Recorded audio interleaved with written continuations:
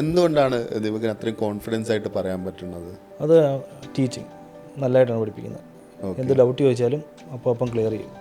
നമുക്ക് എല്ലാ കാര്യങ്ങളും വ്യക്തമായിട്ട് പറഞ്ഞു തരും, point by point. After our course ദീപകിന് എന്തൊക്കെ ചേഞ്ചസ് ഫീൽ ചെയ്തിട്ടുണ്ടായിരുന്നു? ഇപ്പം മെയിനായിട്ട് ഇൻ്റർവ്യൂ അറ്റൻഡ് ചെയ്യുമ്പോൾ തന്നെ ഇച്ചിരി കോൺഫിഡൻസ് കൂട്ടിയിട്ടുണ്ട്. ഇപ്പോൾ എനിക്ക് ഏകദേശം ഒരു 6-7 കമ്പനിയിൽ നിന്ന് HR ഇങ്ങോട്ട് തന്നെ വിളിച്ച് ഇൻ്റർവ്യൂ അറ്റൻഡ് ചെയ്തായിരുന്നു. ഒരു 3 പുറത്തുനിന്നും 4 ഇവിടുന്ന് തന്നെ. അങ്ങോട്ടേക്ക് ജോബ് അന്വേഷിച്ച് നടന്നിരിക്കുന്ന ദീപകിന് കമ്പനീസ് ഇങ്ങോട്ടേക്ക് വിളിക്കുകയാണ് ഇപ്പോൾ. അതെ, ഇങ്ങോട്ടേക്ക് വിളിക്കുകയാണ്.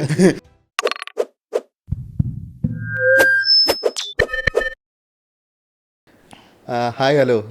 ഇന്ന് ഞാൻ കുറച്ച് പ്രൗഡ് മൊമെൻറ്റിലും അതുപോലെ വളരെ ഹാപ്പി ആയിട്ട് നിൽക്കുകയാണ്. കാരണം എന്താ വെച്ച് കഴിഞ്ഞാൽ നമ്മളുടെ എൻട്രിയുടെ കോഴ്സ് എടുത്തിട്ട് ഇവിടുന്ന് ജോബ് റെഡിയാക്കിയിട്ട് ഒമാനിലേക്ക് പോകുന്ന നമ്മളുടെ ദീപക്കാണ് നമ്മളുടെ കൂടെ ഉള്ളത്. സോ ദീപക്കിൻ്റെ ഒരു ലൈഫ് ജേണി, എങ്ങനെ ഈ കോഴ്സ് എടുത്തു, ആഫ്റ്റർ ദിസ് കോഴ്സ് എന്തൊക്കെ ലൈഫിൽ ചേഞ്ചസ് വന്നു, അങ്ങനെയുള്ള കാര്യങ്ങൾ ദീപക്ക് നമ്മളായിട്ട് ഷെയർ ചെയ്യാൻ വേണ്ടി വന്നിരിക്കുകയാണ്. So welcome Deepak. എന്തൊക്കെയുണ്ട്, സുഖമല്ലേ? സുഖം. സോ ബേസിക്കലി ദീപകിൻ്റെ അടുത്ത് എനിക്ക് അറിയേണ്ടതെന്ന് വെച്ച് കഴിഞ്ഞാൽ ദീപകിൻ്റെ ഒരു കരിയർ ജേണി എങ്ങനെയായിരുന്നു? ഞാൻ BTech കഴിഞ്ഞിട്ട് നേരെ quantity survey, QA QC, AutoCAD, Revit, maths എല്ലാം കൂടി ചേർത്തൊരു കോഴ്സ് എടുത്തായിരുന്നു. വേറെ കോഴ്സ് എടുത്തിട്ടുണ്ടായിരുന്നു? ഓക്കെ. പക്ഷേ അത് വർക്കൗട്ടായില്ല, നടന്നില്ല ശരിക്കും പറഞ്ഞാൽ. അത് കഴിഞ്ഞ് പിന്നെ നേരെ സൈറ്റിൽ കയറി സൈറ്റ് എഞ്ചിനീയർ തന്നെ വർക്ക് ചെയ്യാറ്. ബിൽഡിങ്ങാണ് മെയിനായിട്ട് ചെയ്തുകൊണ്ടിരുന്നത്. അങ്ങനെ പുറത്തോട്ട് ഒരു 6 വർഷമായിട്ട് ഇപ്പം വർക്ക് ചെയ്യാണ് സൈറ്റ് എഞ്ചിനീയർ. അങ്ങനെ പുറത്തോട്ട് പോകണമെന്ന് തോന്നിയപ്പം നേരെ ജോലി അപ്ലൈ ചെയ്തിട്ടൊന്നും കിട്ടുന്നില്ല. ഇവിടെ കൊച്ചിയിൽ വരുന്ന ക്ലയൻറ്റ് ഇൻ്റർവ്യൂ അറ്റൻഡ് ചെയ്യുന്നുണ്ട്, വിളിക്കുന്നില്ല. എല്ലാത്തിനും പോകുന്നുണ്ട്, കിട്ടുന്നില്ല. റിജക്ഷൻസ്. നമ്മളിൽ മറ്റേ ഈ സർട്ടിഫിക്കറ്റിൻ്റെ എണ്ണം കൂടുതലിരിക്കുന്നതുകൊണ്ട് നമ്മളോട് ചോദ്യം കൂടുതലാണ്. 25 ചോദ്യം വരെ ചോദിച്ച ഇൻ്റർവ്യൂ ഉണ്ട്. മുന്നിൽ പോയവർക്കും അത് കഴിഞ്ഞ് കയറിയവർക്കും പുറകെ കയറിയവർക്കും കിട്ടിയിട്ടുണ്ട്. അത് കഴിഞ്ഞാണ് ഞാൻ ഈ കോഴ്സ് എടുക്കുന്നത്. എങ്ങനെയാണ് ഈ കോഴ്സിലേക്ക് എത്തിയത്? ഇത് എനിക്ക് തോന്നുന്നു ഇൻസ്റ്റയെല്ലാം കണ്ടാന്ന് തോന്നുന്നു. ഒരു ആഡ് കാണുമായിരുന്നു, എൻട്രി എലിവേറ്റ് ക്വാണ്ടിറ്റി സർവേയിങ് എന്ന് പറഞ്ഞുകൊണ്ട്. ആഡ് കണ്ട് ജസ്റ്റ് അതിൽ ക്ലിക്ക് ചെയ്തു, പിന്നെ അവിടെ തന്നെ വിളിച്ച്. എന്തുകൊണ്ട് ക്വാണ്ടിറ്റി സർവേയർ എന്നുള്ളൊരു കോഴ്സിലേക്ക് എടുക്കാനുള്ള കാരണം? മെയിനായിട്ട് സൈറ്റിൽ നിന്നുള്ള ചൂടിയിൽ നിന്ന് മാറി ഓഫീസ് ജോബ് എന്നുള്ള ഒരു ചിന്തയിലാണ് ക്വാണ്ടിറ്റി സർവേ എന്നുള്ളത് എടുത്തത്. സോ ആഫ്റ്റർ അവർ കോഴ്സ് ലൈഫിൽ ഇപ്പം ഐ നോ ദീപക് പോവാണ് അല്ലെ, ഒമാനിലേക്ക് പോവാണ്. സോ ആഫ്റ്റർ അവർ കോഴ്സ് ദീപകിന് എന്തൊക്കെ ചേഞ്ചസ് ഫീൽ ചെയ്തിട്ടുണ്ടായിരുന്നു മെയിനായിട്ട്? ഇപ്പം മെയിനായിട്ട് ഇൻ്റർവ്യൂ അറ്റൻഡ് ചെയ്യുമ്പോൾ തന്നെ ഇച്ചിരി കോൺഫിഡൻസ് കൂട്ടിയിട്ടുണ്ട്. കുറേ ഇൻ്റർവ്യൂസ് വരുന്നുണ്ട്. ഇപ്പോൾ എനിക്ക് ഏകദേശം ഒരു 6-7 കമ്പനിയിൽ നിന്ന് HR ഇങ്ങോട്ട് തന്നെ വിളിച്ച് ഇൻ്റർവ്യൂ അറ്റൻഡ് ചെയ്തായിരുന്നു. ഒരു 3 പുറത്തുനിന്നും 4 ഇവിടുന്ന് തന്നെ. പുറത്തുനിന്നുള്ള കമ്പനീസൊക്കെ ഇവിടുന്ന് വിളിച്ച് ചോദിച്ചു. മറ്റേ SP മസ്കറ്റ്, സപ്പൂർജി പാലോജി. ഓക്കെ. അവിടുന്ന് വിളിച്ചിട്ട് അത് പ്ലാനിങ് എഞ്ചിനീയർ ആയിട്ടായിരുന്നു. പക്ഷേ അവർക്ക് നമ്മുടെ പ്രൈമവേറ പഠിച്ചതിൻ്റെ സർട്ടിഫിക്കറ്റ് ആണായിരുന്നു. ഓക്കെ. അതുകൊണ്ടത് കിട്ടിയില്ല. സോ അങ്ങോട്ടേക്ക് ജോബ് അന്വേഷിച്ച് നടന്നിരിക്കുന്ന ദീപകിന് കമ്പനീസ് ഇങ്ങോട്ടേക്ക് വിളിക്കുകയാണ് ഇപ്പോൾ. അതെ, ഇങ്ങോട്ടേക്ക് വിളിക്കുകയാണ്. ജോലി ഉണ്ട് വരുന്നതെന്ന് ചോദിച്ചിട്ട്.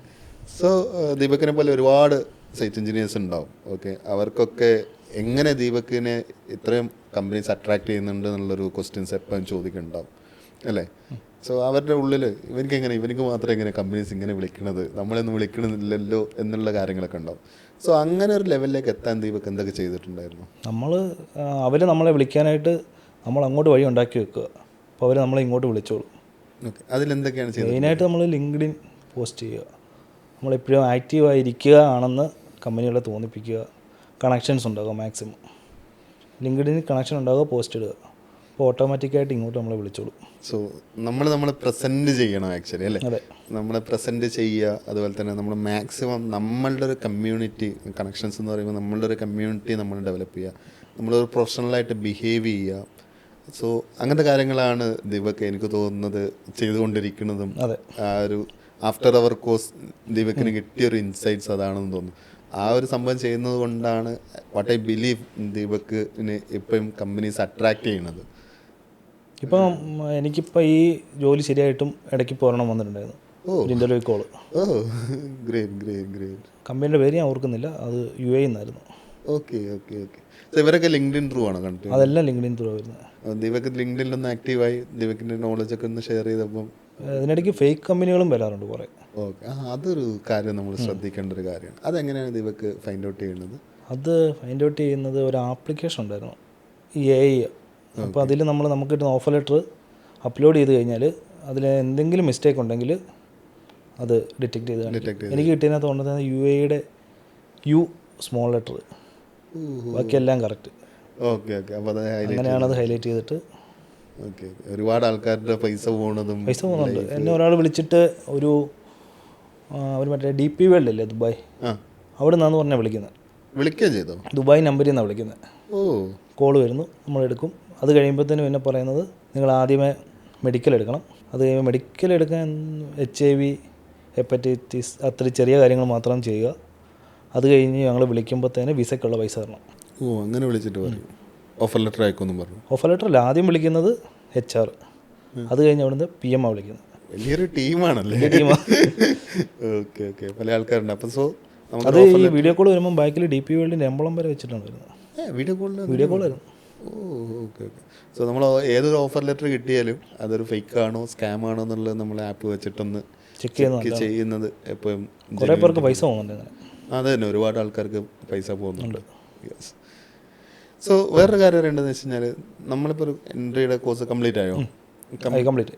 അതിൽ നിന്ന് എന്തൊക്കെ ലേണിങ്സ്, എന്തൊക്കെ കാര്യങ്ങൾ ദീപകിൻ്റെ ലൈഫിൽ ചേഞ്ച് ചെയ്തിട്ടുണ്ട് ആസ് എ പ്രൊഫഷണൽ ലൈഫിൽ ചേഞ്ച് എന്ന് പറഞ്ഞു കഴിഞ്ഞാൽ എനിക്ക് ക്വാണ്ടിറ്റി സർവേ ഞാൻ ഇച്ചിരി നല്ലതായിട്ട് പഠിച്ചു. ഏതൊരു പ്ലാൻ കിട്ടിയാലും QS ചെയ്തു കൊടുക്കും. ഒരു സംശയമില്ല. മുമ്പൊരു കോഴ്സ് ചെയ്തിട്ട് പൊട്ടിന്ന് പറഞ്ഞിട്ടുണ്ടായിരുന്നു, അതുകൊണ്ടാണ് ഞാൻ ചോദിച്ചത്. സർട്ടിഫിക്കറ്റ് മാത്രമേ ഉള്ളൂ കയ്യിൽ അതിൻ്റെ.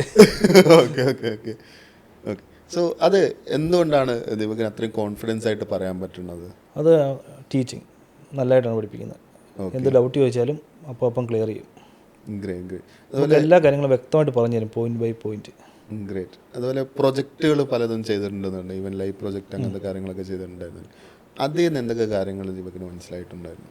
നമ്മളൊരു പുതിയതായിട്ടൊരു കമ്പനിയിൽ ചെന്ന് കഴിഞ്ഞാൽ GCC ആണെങ്കിൽ അങ്ങനത്തെ കാര്യങ്ങൾ ചെയ്യാം. അപ്പം പെട്ടെന്ന് ഫ്രഷറായിട്ട് വരുന്ന ഒരാൾക്ക് ഇങ്ങനെ ഒരു ഇത് കിട്ടിക്കഴിയുമ്പോഴത്തേന് അവർക്ക് ചെയ്യാനായിട്ടുള്ള ഇത് കൂടും.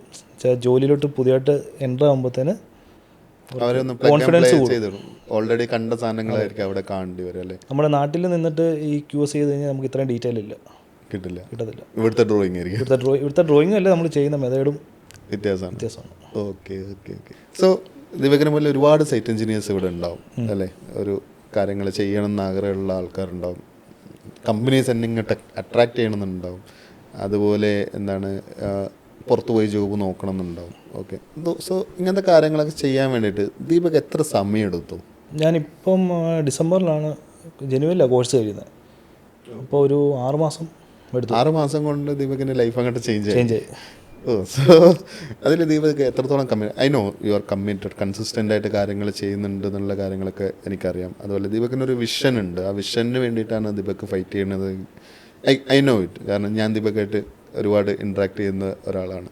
സോ ആ ഒരു സാധനം ചെയ്യാൻ വേണ്ടിയിട്ട് ദീപകിൻ്റെ മോട്ടിവേഷൻ എന്തായിരുന്നു? മീൻസ് ഇത് ഇങ്ങനൊരു സാധനം ചെയ്താൽ മാത്രമാണ് എനിക്ക് ലൈഫിൽ സക്സസ് ആവുള്ളൂ എന്നുള്ളൊരു സംഭവം നമുക്ക് വരണമല്ലോ. അതിന് നമുക്കൊരു വിഷൻ ഉണ്ടായിരുന്നു അല്ലേ? വിഷൻ വെച്ചിട്ടാണ് നമ്മൾ. ആ മോട്ടിവേഷൻ എന്തായിരുന്നു? What you want to be എന്ന് ചോദിച്ചു കഴിഞ്ഞാൽ നമ്മൾ ഈ പൊസിഷനിൽ നിൽക്കല്ലേ, ചൂടെ ഹയർ പൊസിഷനിൽ പോകണം എന്നുള്ളൊരു ഇതും കൊണ്ടാണ് മെയിനായിട്ടും ഇതിങ്ങനെ. ഇനിയിപ്പോൾ അടുത്ത സ്റ്റെപ്പ് ബൈ സ്റ്റെപ്പായിട്ട് കയറി പോകാമല്ലോ. അപ്സ്കെയിൽ ചെയ്തുകൊണ്ടിരിക്കുകയാണ്. അപ്സ്കെയിൽ ചെയ്യുക എന്ന് പറഞ്ഞാൽ ഈവൻ നോളജ് ആണെങ്കിലും പ്രൊഫഷണൽസ് ആണെങ്കിലും നെറ്റ്വർക്ക് ആണെങ്കിലും ദീപക് കൺസിസ്റ്റൻ്റ് ആയിട്ട് ചെയ്തുകൊണ്ടിരിക്കുകയാണ് അല്ലേ?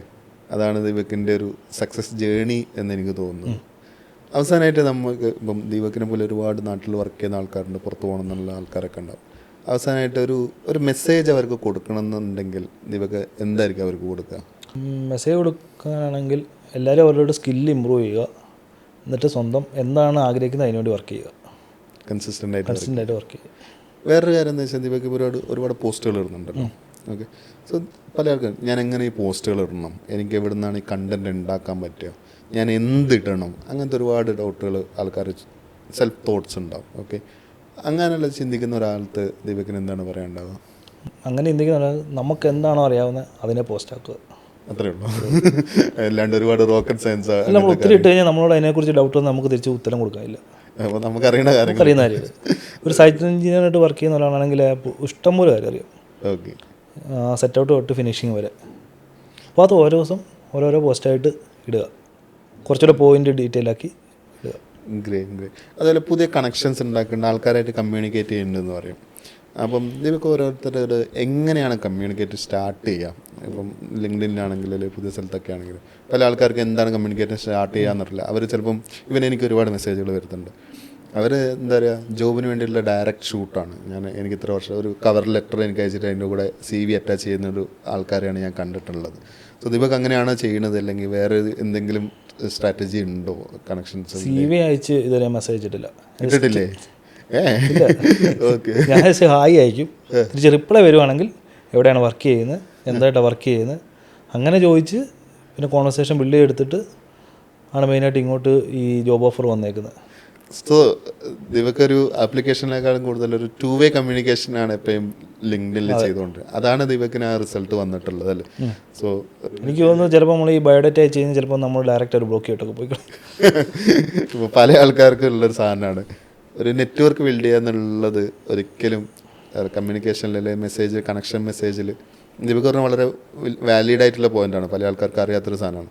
അവർ ഡയറക്റ്റ് കവർ ലെറ്ററും ഈവൻ എനിക്ക് വരികയാണെങ്കിൽ പോലും എന്താ പറയുക, ഞാൻ അധികം മൈൻഡ് ആക്കൽ കുറവാണ്. കാരണം എന്താ വെച്ചാൽ നമുക്ക് എന്താണെന്നുള്ള കറക്റ്റ് മനസ്സിലാവും, എന്തെങ്കിലും ഉണ്ടെങ്കിൽ അയക്കുക എന്നുള്ളതാണ്.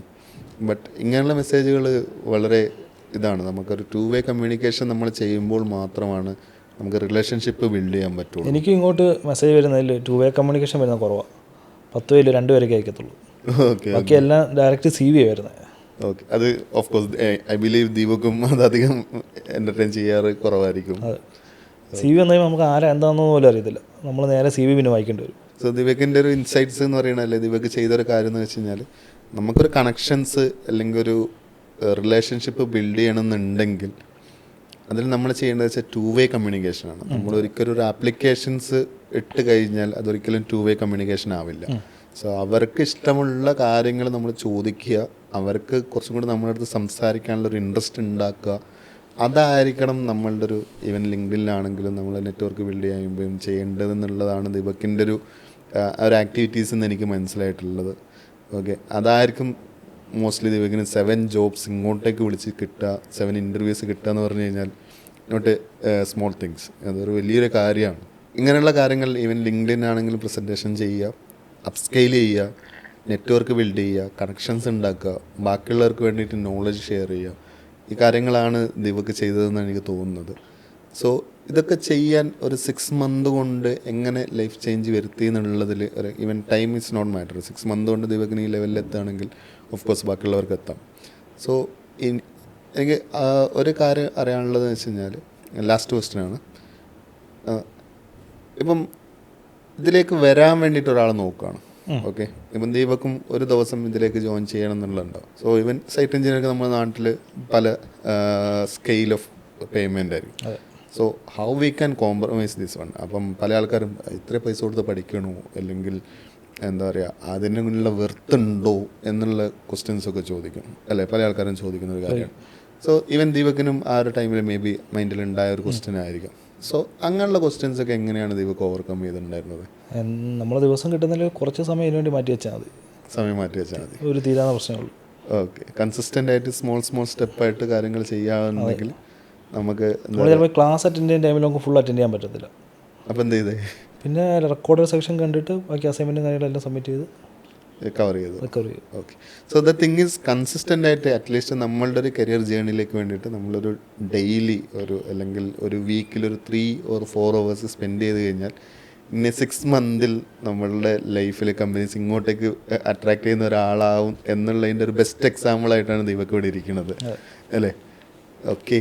സോ ഇനിയും ദീപക്കായിട്ട് നമുക്കിങ്ങനെ ഒരുപാട് സംസാരിക്കാനുണ്ടാവട്ടെ, ഒരുപാട് കാര്യങ്ങൾ ചെയ്യാനുണ്ടാവട്ടെ. ഓഫ് കോഴ്സ് ദീപക്ക് വിഷണബിൾ ആണ്, ഒരുപാട് പ്രസൻറ്റ് ചെയ്തിട്ടുണ്ട്. സോ ഇനിയിപ്പം ഒമാനിൽ പോയിട്ടും അവിടെയും അടിച്ച് വിളിക്കട്ടെ, കരിയർ അപ്ഗ്രേഡ് ചെയ്തുകൊണ്ടിരിക്കട്ടെ. So thank you Deepak. Thank you. Yes.